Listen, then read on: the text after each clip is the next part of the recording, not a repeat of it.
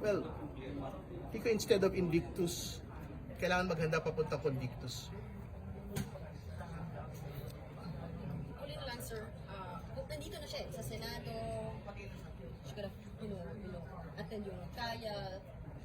Does it strengthens lang yung sinasabi ng prosecution, yung respeto niya sa impeachment trial, sa Senate impeachment trial? Obviously, wala ho yun. No? Kasi, again, like what you had stated previously, hindi naman House Justice Committee proceedings po ito. Senate Impeachment Court na po yung humihiling na magpakita ho siya sa paglilitis. But she is here, but she still did not attend the trial itself. So, again, that speaks to the level of respect that she has for the trial proceedings that we have to do. May time po siya makipag-meeting sa defense team niya before the trial, pero hindi po siya pupunta sa mismong communities. Does it show?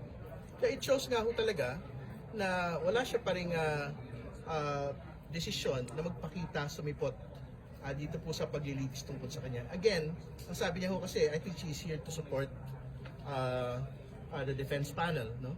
But hindi ho siya cheerleader nito pong impeachment proceedings po na ito. Siya po yung nasasakdal, siya po yung akusado.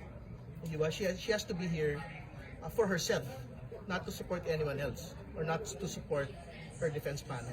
Sir, kanina sabi ni Kong